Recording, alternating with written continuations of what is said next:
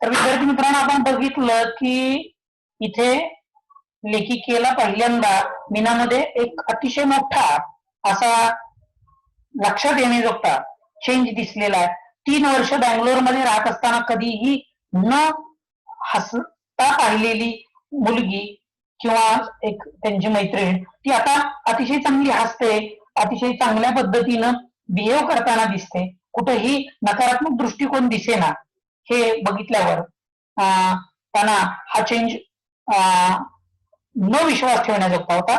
त्याचबरोबर दुसरा एक चेंज त्यांनी सांगितलंय पुढच्या ओळीमध्ये की काही वर्ष गेलेली आहेत हे माझ्या लक्षात आलं, कारण तिच्या काही केसाच्या बटा आहेत, स्ट्रँड याचा अर्थ बट होतो, केसाची बट, आणि त्या पांढऱ्या झालेल्या होत्या, म्हणजे वय झालेला हे लक्षात आलेलं होतं. तिच्या चेहऱ्यावर काही सुरकुत्याही दिसत होत्या, पण सत्य हे होतं की त्याही पेक्षा जरी वय झालं असलं तरी ती पूर्वी दिसत होती त्यापेक्षाही जास्त आकर्षक अशी दिसत होती, आनंदी दिसत होती, अशी लेखिका या पहिल्या पॅरेग्राफ मध्ये म्हणते. तर पुढच्या पॅरेग्राफ मध्ये ती म्हणते, सरती शेवटी ती मला असं म्हणालेली होती की माझ्याकडे तू पाहायला काय येत नाही, आपणच तिकडे गप्पा मारूया वगैरे. तेव्हा मी तिला असं म्हणाले, नाही मीना, मी तुझ्या बरोबर राहू शकत नाही आज, मला एक डिनर अटेंड करायचं आहे आणि मला तू तुझं काय दे, कार्ड दे, व्हिजिटिंग कार्ड दे, मी ते माझ्या बरोबर ठेवेन आणि मी तुझ्या संपर्कात राहीन याचं मी तुला वचन देते, असं सुधा मूर्ती तिला सांगतात. ओके, नेक्स्ट पॅरेग्राफकडे जाऊया. For a moment Meena looked disappointed. Let's go and have a T at least, she insisted. But Meena, it's pouring. So what? We will buy an umbrella and then go to the Grand Hotel, she said. We won't get a taxi in this rain, I grumbled. So what? We will walk. I was very surprised. This wasn't the same Meena I had known. Today, she seemed ready to make any number of adjustments. त्याच्यामध्ये disappointment आहे, नाखुश होणं आहे, त्यानंतर insist म्हणजे ठाम भर देऊन सांगणं, त्यानंतर ग्रंबल आहे. ग्रंबल हा शब्द तुम्हाला गेलाय यापूर्वीच एका पाठामध्ये. ग्रंबल म्हणजे कुरकुर करणं किंवा तक्रार करणं. त्यानंतर सरप्राईज, आश्चर्यचकित होणं, आणि ऍडजस्टमेंट म्हणजे आपण ज्या वेगवेगळ्या तडजोडी करतो तो आहे. बघूया पॅरेग्राफ मध्ये काय होतं. आता जेव्हा लेखिका म्हणते की मी तुझ्या बरोबर राहू शकत नाही, आज मला दुसरीकडे डिनरला जायचं आहे आणि तू मला तुझं कार्ड दे आणि त्यानंतर मी तुझ्या संपर्कात राहीन, थोड्या वेळासाठी मी ना थोडी नाखुश झाल्यासारखं चेहऱ्यावर वाटलं, पण लगेचच ती पुढं अतिशय उत्साहानं म्हणाली, ठामपणे म्हणाली, ठीक आहे, चला आपण इथं चहा तरी घेऊया, असं ती म्हणाली. तेव्हा लेखिका म्हणली, पण अगं मीना, बाहेर एवढा पाऊस पडतो. मग म्हणून काय झालं, आपण छत्री विकत घेऊया आणि ग्रँड हॉटेल नावाचं, हॉटेलचं नाव आहे ग्रँड हॉटेल, त्या ग्रँड हॉटेलमध्ये चहा घेऊया, तिथं जाऊया, असं ती म्हणाली. मी जरा तक्रारीचा सूर असा केला, मी असं म्हणाले की अगं आपल्याला या पावसामध्ये रिक्षा सुद्धा मिळणार नाही, टॅक्सी सुद्धा मिळणार नाही. तेव्हा म्हणून काय झालं, आपण चालत जाऊया, असं मीना म्हणाली.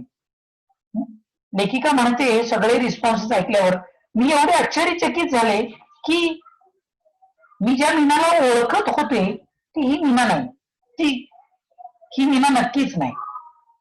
ही मीना प्रत्येक गोष्टीमध्ये तक्रार करणारी मीना होती, पूर्वीची पाहिलेली मीना. पण ही नवीन मीना आहे, ती आज प्रत्येक गोष्टीमध्ये अनेक तडजोडी करायला तयार आहे, पण आपल्या हातावर ठाम असणारी, आत्मविश्वास असणारी, सकारात्मक दृष्टिकोन असणारी ही मीना आहे, असं लेखिका या पॅरेग्राफ मध्ये म्हणते.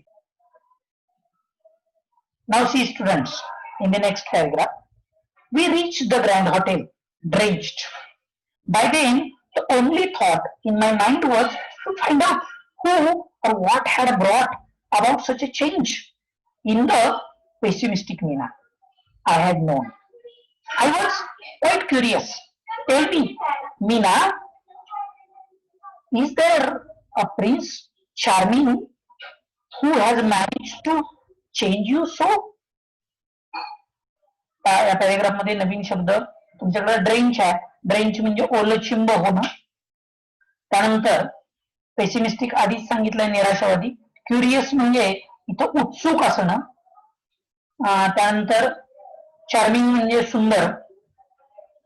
असे नवीन शब्द आहेत. आणि यानंतर ग्रँड हॉटेलमध्ये पूर्ण ओलचिंब भिजूनच पोहोचलो. पण मी तोपर्यंत माझ्या मनामध्ये हा विचार येत होता की नक्की कोणी बरं किंवा कशामुळं हा मीनामध्ये, आमच्या या निराशावादी मीनामध्ये जिला मी ओळखत होते, तो एवढा जो बदल आलेला आहे, हा एवढा बदल कुणामुळे आला किंवा कशामुळे आला हे जाणून घेण्याची माझी उत्सुकता ताणली जात होती. म्हणून मी मीनाला म्हणाले, मीना, मला एक सांग, एखाद्या सुंदर राजकुमारानं तुझ्यामध्ये एवढा बदल घडवून आणला का? त्याच्यावर मीना काय म्हटली असेल हे विचार करण्याजोगतं. ते आपण पेज नंबर 95 वर पाहूया.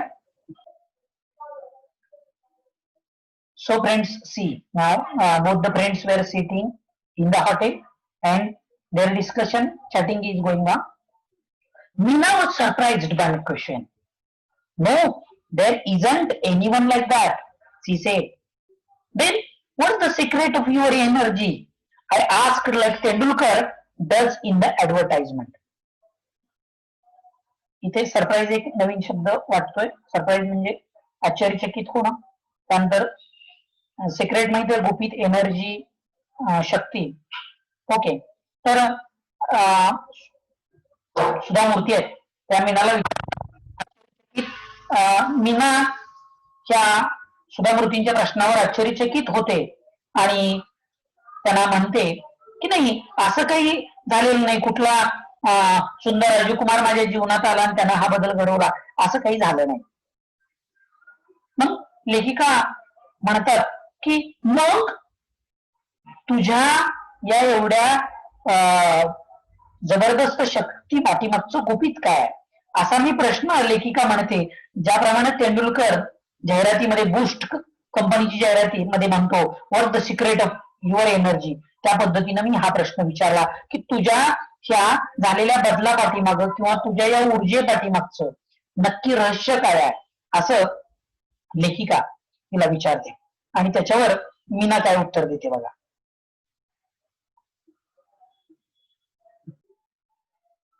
She smiled. A beggar changed my life. I was absolutely dumbfounded, and she could see it. Yes, a beggar, she repeated, as if to reassure me. She said, he was old and used to stay in front of my house with his 5-year-old granddaughter. As you know, I was a chronic pessimist. I used to give my leftovers to this beggar every day. I never spoke to him, nor did he speak to me. One monsoon day, I looked out of my bedroom window and started cursing the rain. I don't know why I did that, because I wasn't even getting wet. That day, I couldn't give the beggar and his granddaughter their daily quota of leftovers. They went hungry, I'm sure. आता या paragraph मध्ये मुलांनो, पहिला शब्द तुमच्यासाठी नवीन आहे, तो म्हणजे डम्बफाउंडेड. डम्बफाउंडेड म्हणजे एखाद्या गोष्टीने इतकं आश्चर्यचकित होणं की आपल्याला ऐकायचंच बंद होणं, असं म्हटलेलं. डम्ब म्हणजे ऐकू न येणं अशा अर्थानं म्हटलेलं. त्यानंतर रिअश्युअर म्हणजे खात्री पटवून देणं, पुन्हा खात्री पटवून देणं. त्यानंतर ग्रँडडॉटर, तुम्हाला माहिती आहे, नात. त्यानंतर एक शब्द आहे क्रॉनिक शब्द आहे बघा, क्रॉनिक. त्याचा अर्थ त्यांनी दिलाय कंटिन्युअल लास्टिंग फॉर लॉंग टाइम, म्हणजे अतिशय टोकाचं, अशा अर्थानं आपण क्रॉनिकचा अर्थ घेऊ शकतो. त्यानंतर लेफ्ट ओव्हर म्हणजे शिल्लक राहिलेला. त्यानंतर स्पोक स्पीकचा पास्ट टेन्स आहे. कर्स, CURSING, कर्स म्हणजे शाप देणं. इथं CURSE कर्स म्हणजे शाप देणं, त्याच्यापासून कर्सिंग झालेला आहे. त्यानंतर हंगरी माहित आहे तुम्हाला, भुकेलेला असणं. ओके. आणि कोटा म्हणजे ठराविक द्यावायची गोष्ट, दररोजची गोष्ट, अशा अर्थाने इथं वापरलेला आहे. आता जेव्हा लेखिकेनं मग तुझ्या नक्की एवढ्या एनर्जीचं रहस्य काय, तुझ्या जीवनामध्ये नक्की असा चेंज कसा काय घडला, तेव्हा ती म्हणते, ती हसली, स्मित हास्य केलं आणि ती म्हणाली, एका भिकाऱ्यानं माझ्या जीवनामध्ये हा बदल घडवला. आणि हे सगळं ऐकल्यावर माझ्या कानांच्यावर विश्वासच बसत नव्हता. कानामध्ये मला एकदम एकदम भिकारी असा विचार येऊन गेला. आणि तेव्हा ती अतिशय ठामपणे पुन्हा एकदा म्हणाली, होय, एक भिकारी. आणि तिनं माझी पुन्हा खात्री पटवून दिली आणि ती पुढं ती गोष्ट सांगू लागली. हा भिकारी एक म्हातारा होता आणि तो आमच्या घराच्या समोरच राहायचा. तो त्याच्या नातीबरोबर, 5 वर्षाच्या नातीबरोबर राहत होता. आणि तुला माहितच आहे की मी टोकाची निराशावादी दृष्टिकोन असणारी स्त्री, आणि मी राहिलेलं आमचं जे शिळान्न आहे ते या भिकाऱ्याला दररोज द्यायचे. मी त्याच्याबरोबर कधीच बोलायचे नाही आणि तोही माझ्याशी बोलायचा नाही. आणि तो एक पावसाळ्याचा दिवस होता, भरपूर बाहेर पाऊस पडत होता आणि मी माझ्या बेडरूमच्या खिडकीतून बाहेर पाहत होते.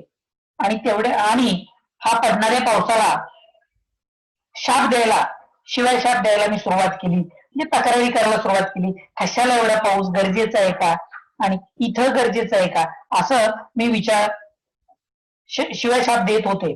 आणि तेवढ्यात मीना सांगते, हे सगळं मुलांनो, मला माहित नाही का मी तसं करत होते, कारण मला पावसात भिजायचं नव्हतं आणि त्यामुळे मी पावसाला शिवाय शाप देत होते.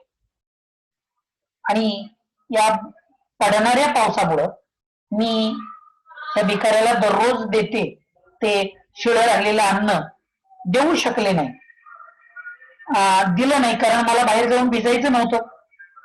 ते दोघही, भिकारी आणि त्याची नात,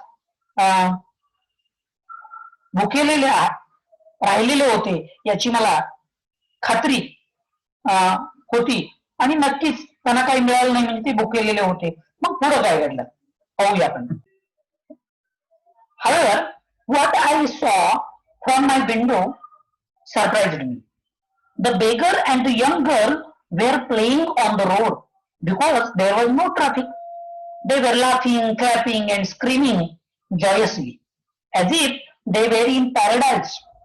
Hunger and rain did not matter. However एक नवीन शब्द आहे मुलांनो, म्हणजे माहित आहे तुम्हाला, हवेवर म्हणजे तथापि. त्यानंतर तुमच्यासाठी नवीन शब्द, ट्रॅफिक म्हणजे रहदारी आहे. लाफिंग, हसणं, क्लॅपिंग, टाळ्या वाजवणं. स्क्रीमिंग, स्क्रीम म्हणजे SCREAM, स्क्रीम म्हणजे किंचाळणं. आणि जॉयसली म्हणजे आनंदाने. पॅराडाईज नावाचा शब्द आहे बघा, पॅराडाईज म्हणजे हेवन, स्वर्ग. आणि हंगर, भूक आहे. ओके. तर आता बाहेर पाऊस पडतोय, मीना काय देऊ शकली नाही, आपलं नेहमीचं शिळं अन्न त्यांना देऊ शकली नाही. आणि त्यामुळं ती भिकारी आणि त्याची नात भुकेलेली राहिलेली आहे. परंतु तथापि जेव्हा लेखिकेनं त्या भिकाऱ्याकडं आणि त्या नातीकडं पाहण्याचा विचार केला, तेव्हा ती आश्चर्यचकित झाली. तिनं पाहिलं की रस्त्यावर ट्रॅफिक काही नव्हतं आणि ते भिकारी आणि ती 5 वर्षाची मुलगी रोडवर खेळत होते. दोघ जण एकमेकांशी खेळत होते. ते हसत होते, टाळ्या वाजवत होते, किंचाळत होते आनंदानं, आणि त्याचबरोबर जणू काही स्वर्गात असल्यासारखं त्यांना आनंद झालेला होता. पावसात भिजत होते, पूर्ण ओलीचिंब भिजलेले होते, पण ते त्यांचं सगळं खेळणं चालू होतं. जरी भूक आणि पाऊस याचा त्यांच्यावर काहीही परिणाम झालेला नव्हता हे मीनानं काळजीपूर्वक पाहिलं. Okay. They were totally drenched and totally happy. I envied their zest for life. या दोन ओळीमध्ये नवीन शब्द आहे ड्रेंच्ड, ओलं चिंब होणं. एनवी, ENVY, एनवी म्हणजे हेवा करणं, मत्सर करणं अशा अर्थी, आणि झेस्ट म्हणजे अत्यानंद किंवा अतिउत्साह, असं ग्रेट एन्जॉयमेंट ऑर एन्थुजियाझम म्हटलेलं आहे बघा त्याचा अर्थ. म्हणजे हे बेकारी आणि ही मुलगी पूर्ण भिजलेली होती, ते नाचत होते, टाळ्या वाजवत होते, हसत होते, किंचाळत होते आणि त्या पावसाचा आनंद लुटत होते, जरी ते भुकेलेले होते, पूर्ण भिजलेले होते तरी. आणि हे बघून लेखिका म्हणते की मी अतिशय आश्चर्यचकित, सॉरी मीना म्हणते की मी अतिशय आश्चर्यचकित झाले आणि त्यांचा जीवनाकडं इतक्या उत्साहानं पाहण्याचा जो दृष्टिकोन आहे तो पाहून, उत्साह बघितला त्यांच्या जीवनातला, की मला त्यांचा हेवा वाटू लागला. ओके. मग यानंतर काय झालं ते बघूया. That scene forced me to look at my own life. I realized I had so many comforts, none of which they had, but they had the most important of all assets, one which I lacked. They knew how to be happy with life as it was. I felt ashamed of myself. I even started to make a list of what I had and what I did not have. I found I had more to be grateful for than most people could imagine. That day, I decided to change my attitude towards life, using the beggar as my role model. मुलांनो, याच्यामध्ये तुम्हाला काही नवीन शब्द आहे. पहिला शब्द आहे force. म्हणजे ऍक्च्युअली फोर्स म्हणजे एखाद्या गोष्टीसाठी सक्ती करणं, इथं ओढत नेणं, घेऊन जाणं अशा अर्थानं आलेला. रिअलाइज म्हणजे समजणं. कम्फर्ट म्हणजे ऐशोआरामाच्या बाबी. त्यानंतर असेट म्हटलेलं आहे, एक मौल्यवान गोष्ट. त्यानंतर अशेम्ड शब्द आला बघा. लॅक एक आहे. लॅक म्हणजे उणीव असणं, कमी असणं, आणि अशेम्ड ASHAMED आला. अशेम म्हणजे लाज वाटणं.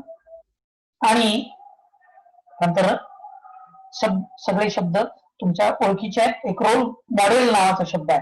रोल मॉडेल म्हणजे आदर्श व्यक्तिमत्व, अशा पद्धतीनं हे शब्द आहेत. आणि मीनाच्या जीवनामधला, मीना सांगते की हा जो सीन आहे, हे दृश्य आहे, भुकेलेला असताना पावसामध्ये अतिशय आनंदानं नाचणं, खेळणं, टाळ्या वाजवणं, किंचाळणं, आणि आपण पावसात न जाता त्या पावसाला शाप देणं, त्याच्यामधला जो फरक आहे तो मीनानं कम्पेअर केला असं मीना म्हणते. आणि या दृश्यामुळं मला माझ्या स्वतःच्या जीवनाबद्दल विचार करायला या दृश्यानं मला लावलं. आणि माझ्या एक गोष्ट मला समजली की अरे, माझ्याकडं या भिकाऱ्यांच्याकडे नसणाऱ्या, त्यांच्यापेक्षा कितीतरी आरामदायी गोष्टी माझ्याकडे आहेत, परंतु त्यांच्याकडे माझ्यापेक्षा एक मौल्यवान गोष्ट आहे की जी माझ्याकडं त्याची उणीव मला भासते. आणि ती गोष्ट म्हणजे त्यांना माहित आहे की जीवन आहे तसं आनंदानं कसं जगायचं आहे, त्याच्यामध्ये समाधान म्हणून पुढं कसं जायचं, हे त्यांच्याकडं सगळ्यात मौल्यवान गोष्ट आहे. ती त्यांच्याकडे आहे, ती माझ्याकडे नाही. आणि मला माझीच लाज वाटली असं मीना म्हणते. आणि मी अशा गोष्टींची यादी करायला सुरुवात केली की माझ्याकडं काय आहे आणि माझ्याकडे काय नाही. आणि तेव्हा माझ्या लक्षात आलं की अरे, मी त्या ईश्वराचे भरपूर आभार मानले पाहिजेत की इतर लोक ज्याची कल्पना सुद्धा करू शकत नाहीत त्यापेक्षा जादा गोष्टी माझ्याकडे आहेत.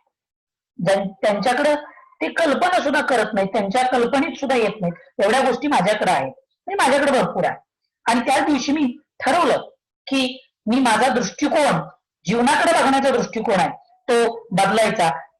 आणि हा बदलण्यासाठी माझा जो आदर्श व्यक्ती आहे तो म्हणजे तो भिकारी, असं मी मानायचं ठरवलं. आणि त्यानंतर पुढे मी याच्यावर विचार करायला सुरुवात केला.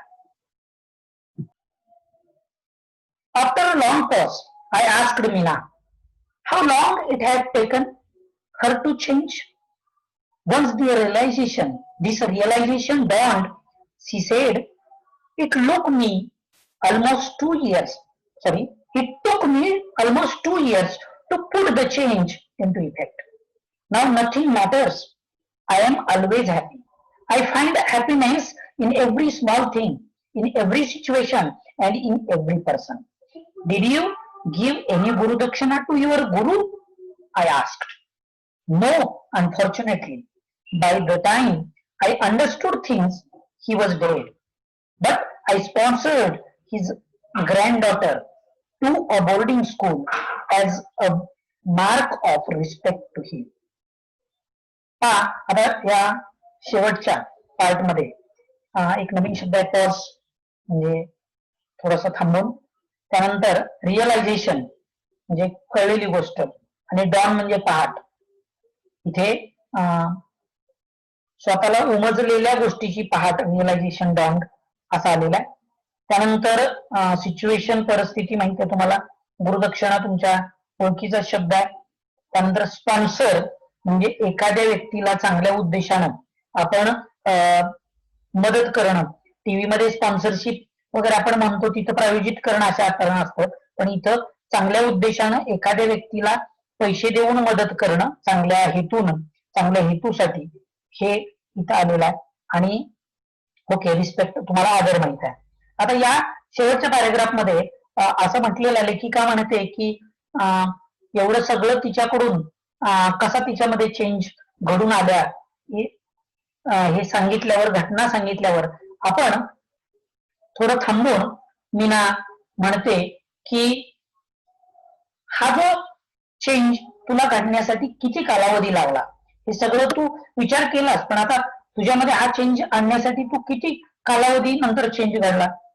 आणि तेव्हा मीना सांगते की जेव्हा मला आपलं काहीतरी चुकत होतं, आपल्याला आनंद कशात आहे हे आता कळालेलं आहे, हे एकदा ही कळण्याची पहाट उजाडल्यावर, समजुतीची पहाट उजाडल्यावर मला जवळजवळ 2 वर्ष लागले की माझ्यामध्ये हा बदल आणण्यासाठी. पण आता त्याचा काहीच फरक पडत नाही. आता मी नेहमी आनंदी असते आणि मला छोट्या छोट्या गोष्टीमध्ये पण आणि प्रत्येक परिस्थितीमध्ये, प्रत्येक व्यक्तीमध्ये आनंद मला सापडतो, असं तिनं सांगितलं. मग पुन्हा लेखिका म्हणतात की did you give any gurudakshina to your Guru.